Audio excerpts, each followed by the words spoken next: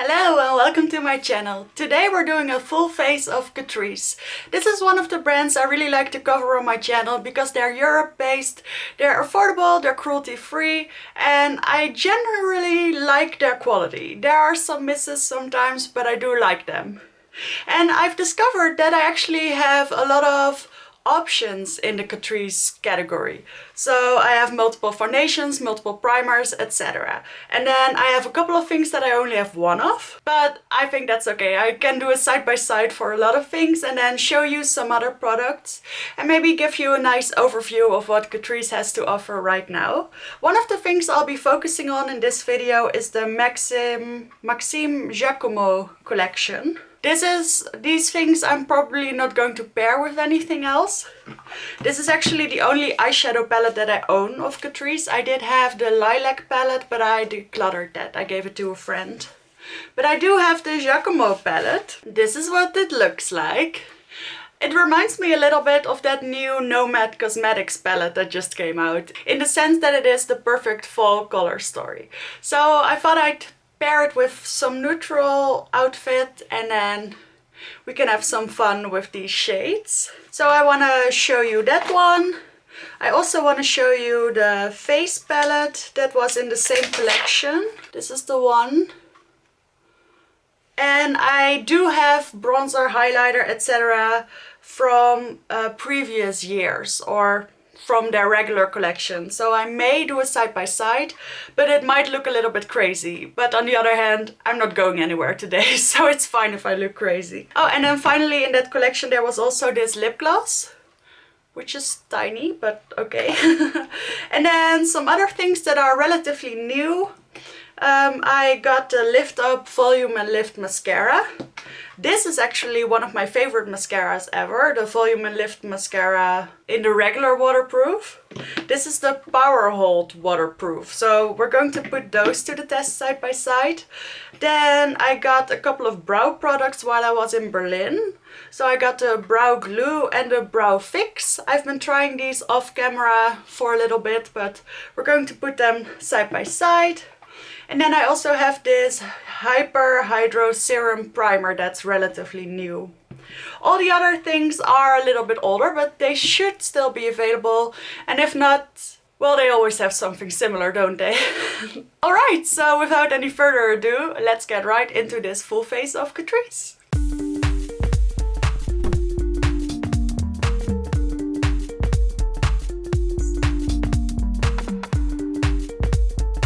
I want to start with my eyes, but I don't have a Catrice eyeshadow primer at the moment. So I'm just going to use my NYX eyeshadow primer. So let me zoom you in a little bit, just for the eyes. Well, maybe we can do everything on this setting. So let me show you the palette again. This is what it looks like. I wanted this because I don't really have a lot of neutrals and I thought these were kind of a nice mix of neutral and color. In a way it reminds me a little bit of a Huda Beauty palette. Not that Huda Beauty ever does these types of greens and reds, but the overall aesthetic and the layout and also the fact that there's a marbleized shade, it really reminds me of her. So let's hope the quality is there as well. I'm taking this flat shader brush from Glamlight and I'm going into Forest, which is the matte green. And I'm putting this in the outer crease. The problem with the previous palette that I had from Catrice was that there really wasn't enough pigment and the pigment also didn't hold. So what you got was pretty dusty shades. But I really did love the color story and not everything was bad. It just didn't end up being one of my favorites. I believe this palette was 15 euros. So it's not incredibly cheap, but it's definitely not expensive either. So far, this green is beautiful. By the way, if you see a little bit of shimmer, it must have been on the brush already. I thought it was pretty clean, but apparently not. I don't really mind a little bit of shimmer in my crease, but just so you know, this is an actual matte shade.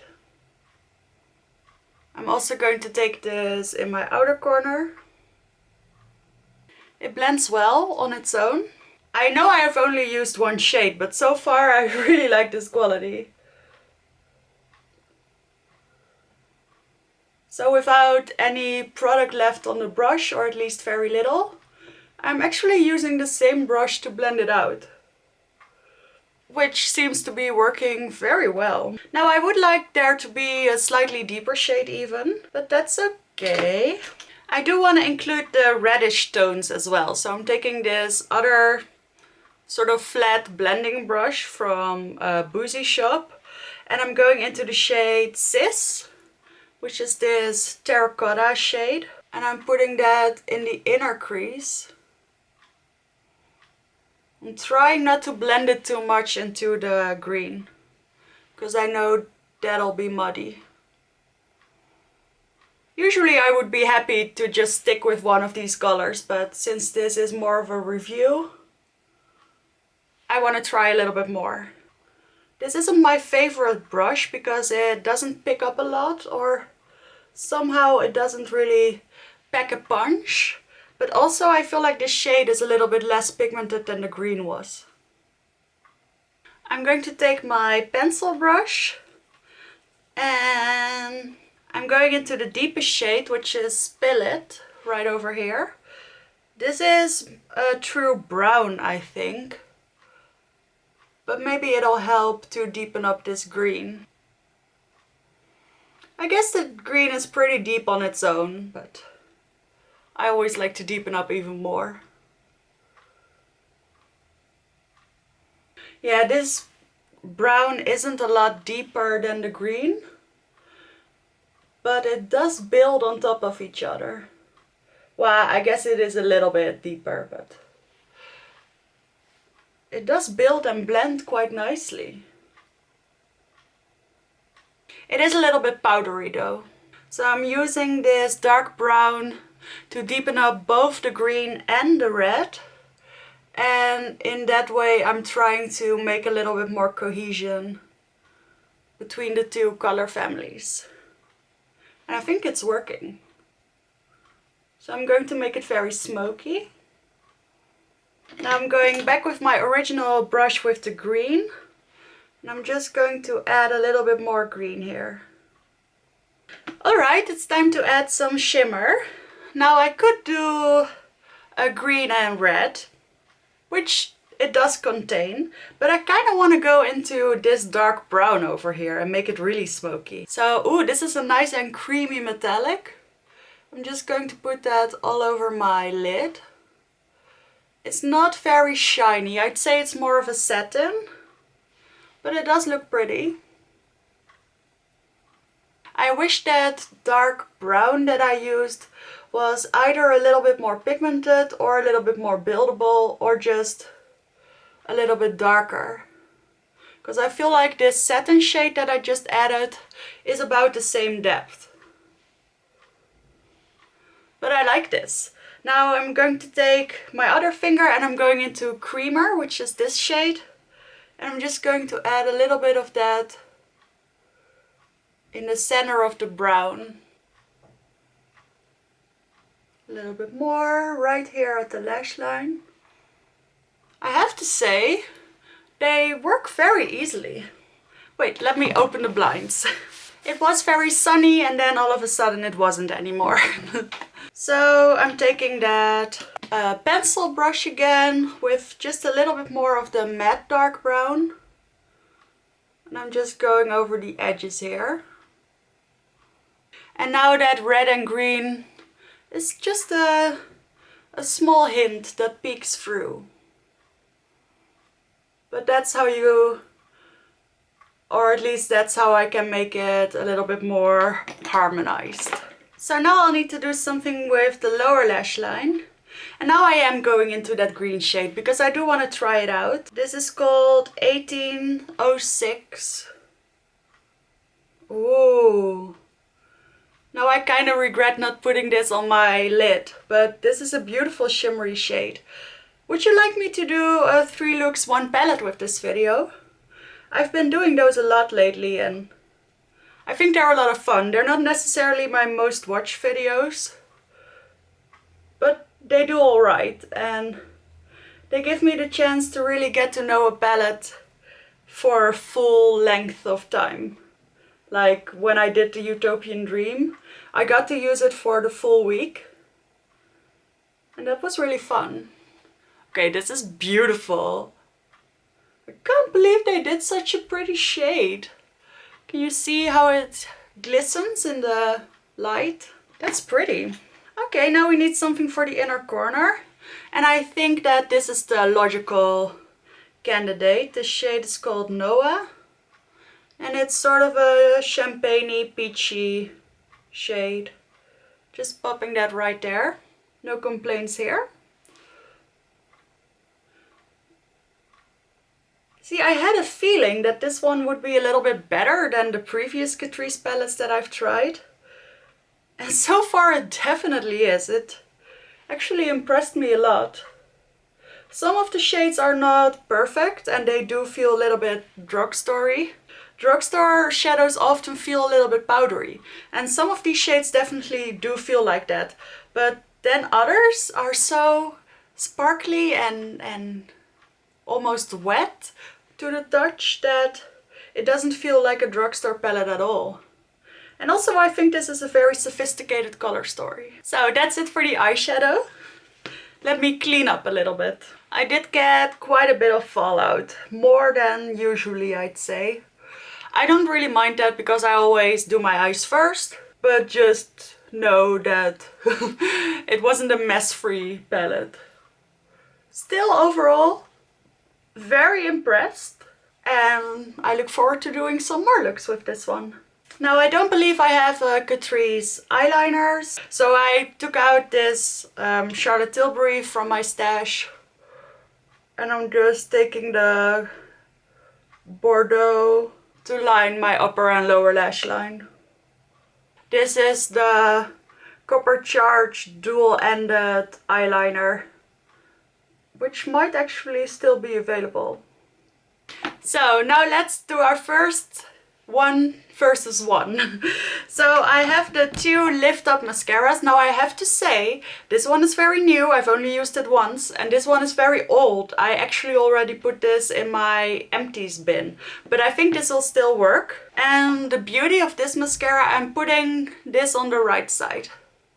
The beauty of this mascara for me was that from day one, the volume was just amazing.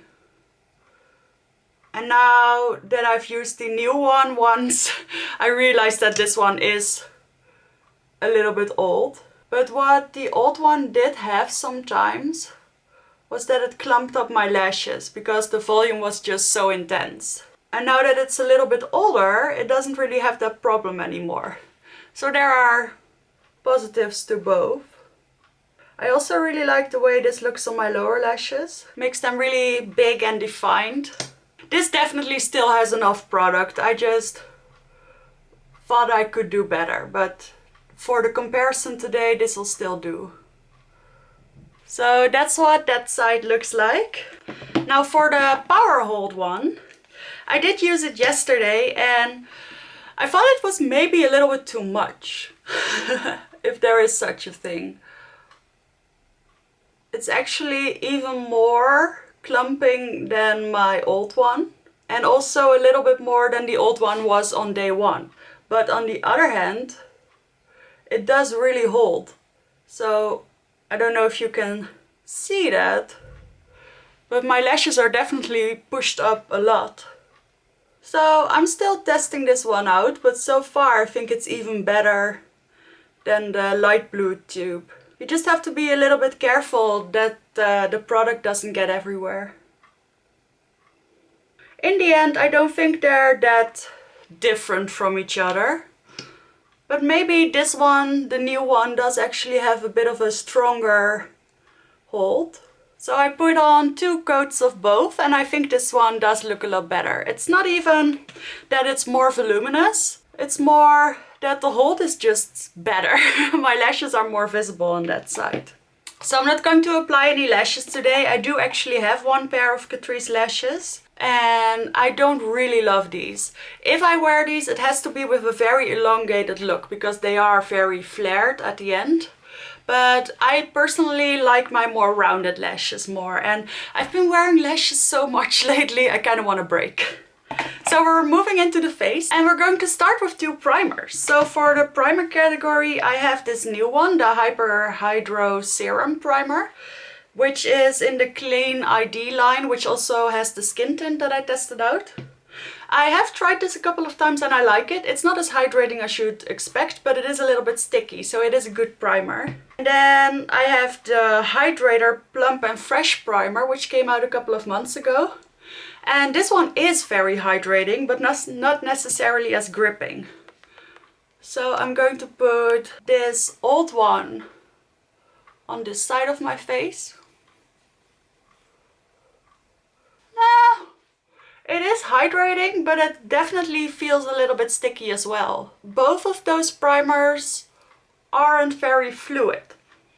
So this one comes with a dropper, the new one, and it's not very liquidy.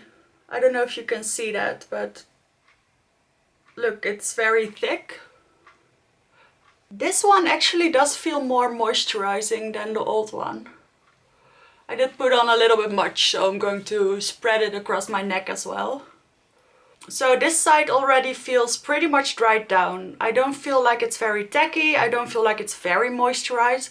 It is a little bit more supple feeling. This side of course is still drying down, but it definitely has that tack that also my Guerlain L'Or Radiance Primer has, for instance. So we're going to start with this side of the face, and I'm going to use my Liquid Coverage Foundation. I have three foundations of Catrice. I have their True Skin, the Liquid Coverage, and I also have the Skin Tint. But we're not going to try the Skin Tint today because, well, I don't really have a match for that one. So these are the two more full coverage foundations that should still be in the Catrice range. So the older one of the two is the HD Liquid Coverage.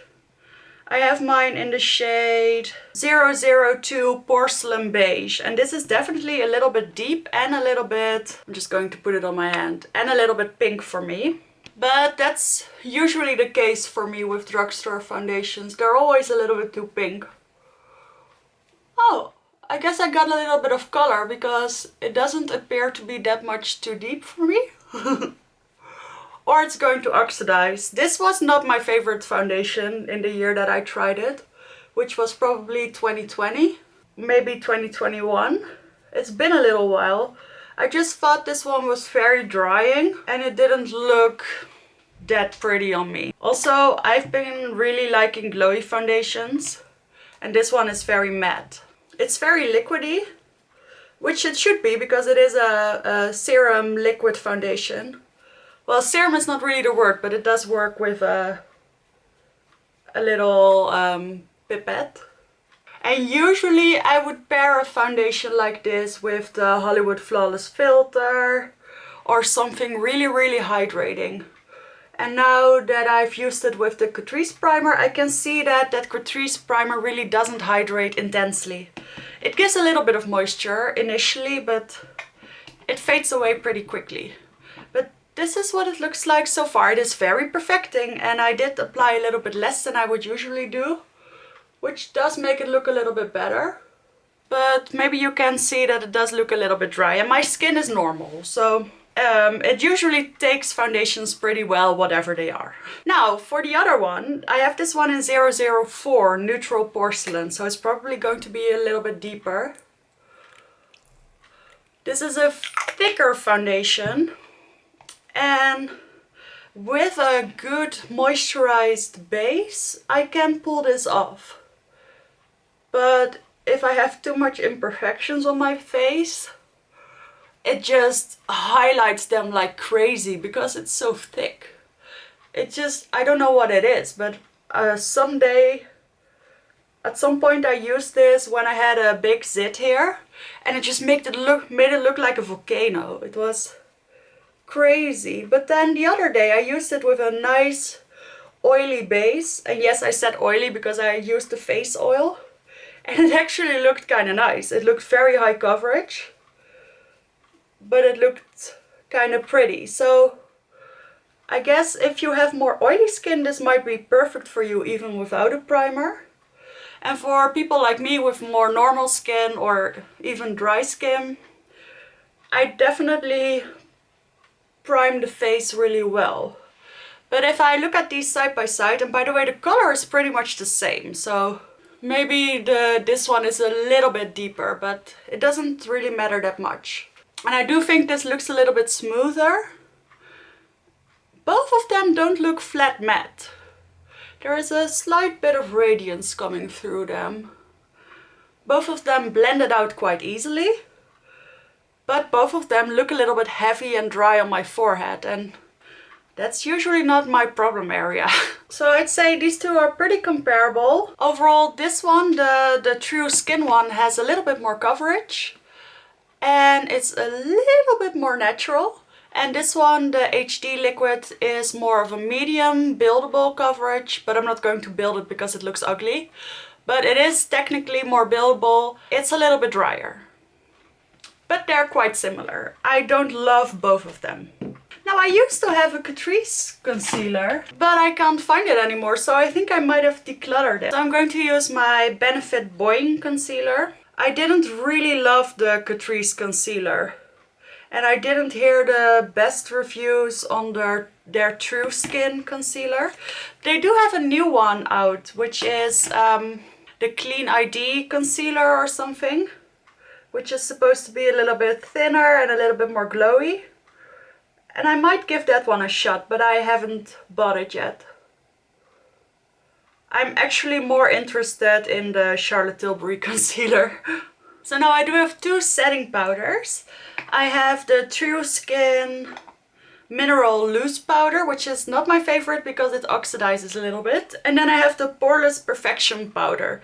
Both of these are supposed to be in a translucent universal shade, but on me they're a little bit deepening. Of the two, I do think I like the pressed powder better. So this is the shade of the pressed powder. It does have a mirror, which is awesome. I'm not going to put this everywhere because honestly this foundation is dry enough on its own. So let me just take a little bit of this. And I don't know if you can see, but it definitely makes my under eyes a little bit more yellow. So this is perfect for using on the face for me. I actually am going to put a little bit on my forehead. It is a nice powder in the sense that it doesn't look too dry, but it's not as thin as I would like a powder to be. But this one is alright. It does do the job. And when I use my slightly deeper concealers for when I use a slightly deeper foundation, then this one actually works out quite nicely for me. Now the loose powder, this actually went straight into my declutter pile the first time I used it because I thought it made my foundation look like red, like peachy, intensely colored. But I gave it a second shot and it turned out that it wasn't so bad. It was mainly the foundation that I used underneath that had that pink shade. So this one is definitely less yellow and a little bit more beige. See, can you see the different tones? This one is a little bit more yellow, this one is a little bit more peach. But both of them are slightly too deep for me. And for some reason this powder feels pretty thin, but it looks quite heavy. And I'm not really a powder snob. I'll use anything. But this just, it makes my under eyes and my face look so dry and dusty. Honestly, both of them do. They're not really my favorites, but they're not as bad as I thought they were. I'm being a little bit negative here. I think they're both alright. You just have to have the skin to handle this kind of powder. Or you have to have a very dewy foundation that you want to set down a little bit on purpose. And in that case, I think I would recommend the loose powder more because it doesn't have that strong yellow tint. If you want something specifically for setting your under eyes, then I would recommend the other powder, but it is a little bit deep, so just keep that in mind. Shall we do some brows? I don't have any brow pencils from Catrice, so I'm just going to use my ABH Brow Wiz. And I'm going to add a little bit of color to my brows. I don't really need it that much, but I guess I like to add a little bit. See, it does make it look just a little bit more intense. So on the right side, I'm going to use my super glue.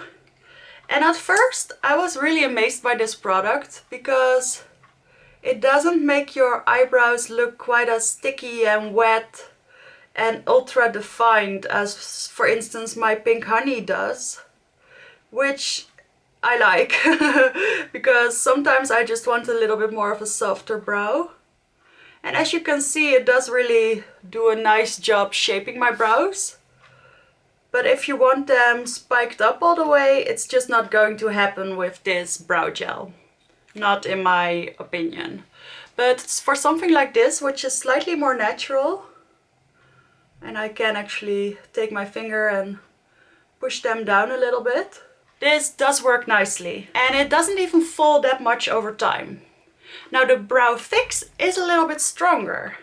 It's not quite as strong as the ABH Brow Freeze. And it looks a little bit different. It's a white translucent gel. So I take this spoolie. I took a little bit much. And with this you can actually push your brows all the way up. And so far I've noticed that on this brow, which is the more tame brow, it works, it holds up all day.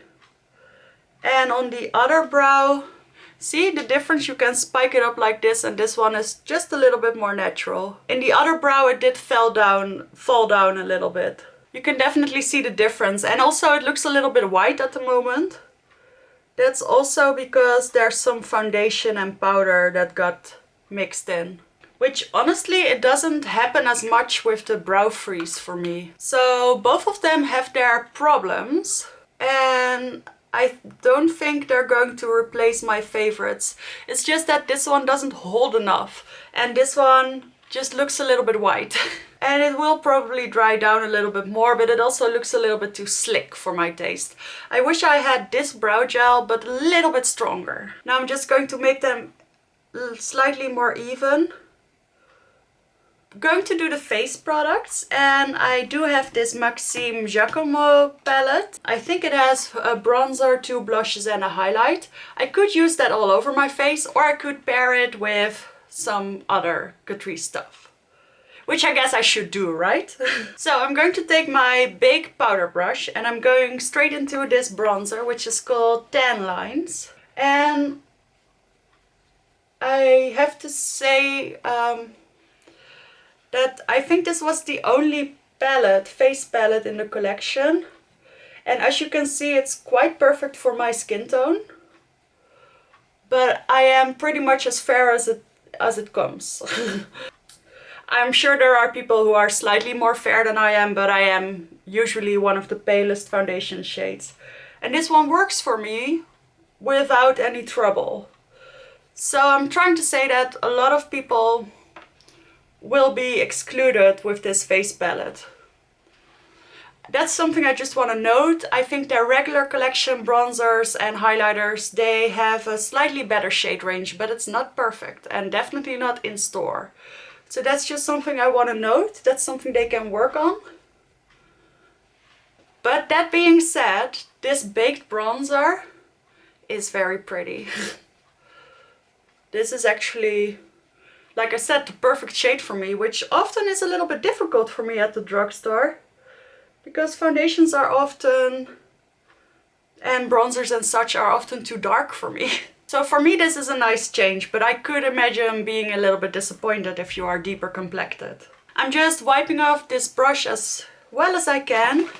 And to contrast this, I'm going into another baked bronzer, which looks oddly similar. This is the Sun Lover Glow Bronzing Powder. I'm not sure when this released or if it's still available, but don't they look very similar? So in case you have this, or in case you can still buy this, this was actually available in more than one shade. And already this one seems to be a little bit deeper than the one on the other side. And for some reason I feel like the formula is a little bit drier. But it does leave the same pretty sheen on the skin. See, the color is slightly different. This one is more golden and more light. This one is a little bit more red toned and a little bit deeper. But I'd say that the formula, or at least the look on the skin, is quite similar. And let's go into some blush. I'm going to start with Amore, which is the deeper one. I picked up a lot. Ooh, it's very powdery. Alright, so I put a little bit. Okay, this is very pigmented. Let me just get a washcloth, take off pretty much all of this pigment. I don't know why I went in so heavily. I knew it was a deep shade. But it does blend out. Okay, this looks crazy. Let me just go over with my foundation brush a little bit. So I feel like this blush will work on medium or even deep tones easily. I'm just going to clean off that brush and I'm going into Peach Vibes, which honestly looks stunning. And I'm putting that more on the front of my cheeks and slightly on my nose. This is a very nice glowy blush, which works perfectly on my skin tone, but will probably work on deeper skin tones as well. And on very deep skin tones, this could be a highlight. So to contrast, I actually have this blush, which is the Blush Box Glowing and Multicolor. I feel like this will match the color a little bit. I actually really like the color of this blush. I just don't really love this formula. It's a little bit basic. Guess that's the best way I can put this. See, it does look nice, and actually the color is very similar to the combination of those other two. But I like this formula a lot better. And this is a pressed powder blush and this one is baked. I don't usually love baked products. I sometimes think they look a little bit dry. But in this case, Catrice actually did really well. But if you don't want this palette and you want a similar shade from Catrice, then this one in the shade Dolce Vita, which of course is also an Italian name, so why not, is actually quite similar. And it's also a little bit more glowy than I remembered. Then finally we have the highlight. So the highlight in this palette is called Sunrise. And I'm curious because, oh, it's very pigmented. This looks absolutely crazy. It looks a little bit gray. So I'm not sure. No, I don't really love that highlight. I'm not even sure if it's light enough for me. It's very intense, but it's also a little bit dark. I just don't think it's very pretty. I'm going over with my blush brush a little bit. Now keep in mind, it probably doesn't help that I applied another layer of foundation, 2 different kinds of blushes. My blush went up pretty high. Keep all of that in mind. I'll give you a swatch. This is what the color looks like. It should definitely work on me. So just, you know, keep an open mind for this one, but I don't think it's the prettiest product. Also, it does the same thing that some of the other drugstore highlighters that I have do, where it's not really that shiny. On my hand it looks quite shiny, but on my face it looks more like satin. And then it is very pigmented. I personally like a more glittery or sparkly or metallic highlight with not that much of a base color. Because I like the way I can add that on top of my blush, which I put quite high. So that's also a preference thing. I think for a lot of people this is actually a very nice highlight. On the other side of the face, I'm going in with this More Than Glow highlighter, which is pretty popular, I think, or at least it used to be. This is in the shade 020 Rose Beam, sorry. And right off the bat, I love this one better. The shades are a little bit different, sure, but this More Than Glow highlighter also comes in a more golden shade. This is also not my favorite highlight, by the way, but you can probably tell that it's a lot more shiny. But also this one has a little bit too much of a base for me. So I'm just going to put that on my nose as well. I always like to highlight a lot whenever I use a more matte foundation. Yeah, overall Catrice does not have my favorite highlighting formula. But I'll give you a little swatch next to the other one. So this is the one from the palette. And this is the other one. This one is definitely more reflective, more shiny. I like that one more. If you want to see more Catrice highlights, I do actually have a full face of Catrice, or a couple of them, uploaded on my channel, where I show you a couple of more options. So let's finish this up. I'm not going to do two separate lip options. That would just be a little bit too crazy. So I'm just going to use the one Maxim Giacomo product. This is the lip glaze. It's a lip gloss with hyaluronic acid and a lot of other extracts. And it doesn't really say shade name. Maybe the shade name is Tesoro, which I think means treasure. Anyway, I think it's a very pigmented lip gloss.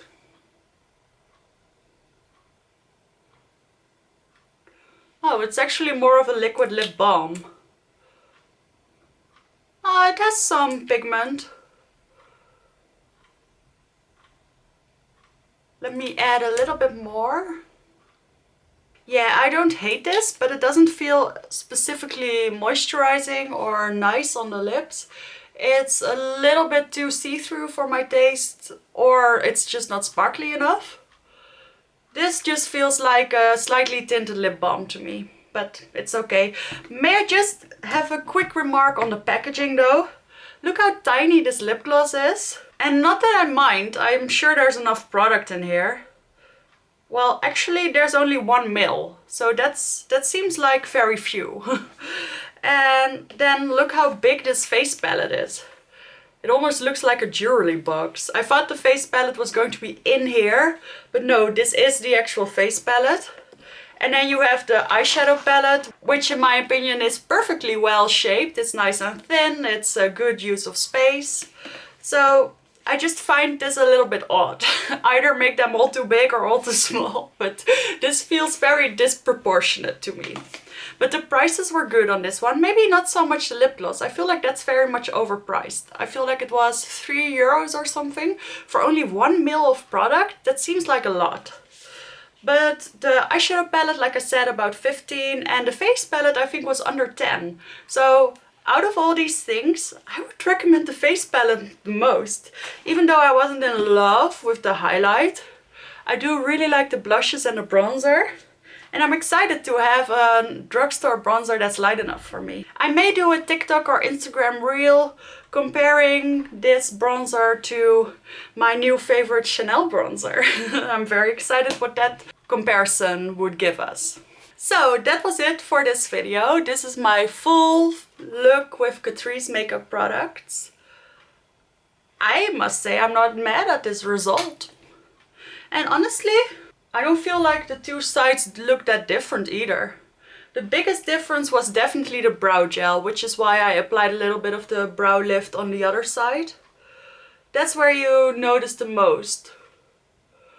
But otherwise, I think the new face palette is in line with their previous products. And of course I only used 1 eyeshadow palette and 1 lip gloss.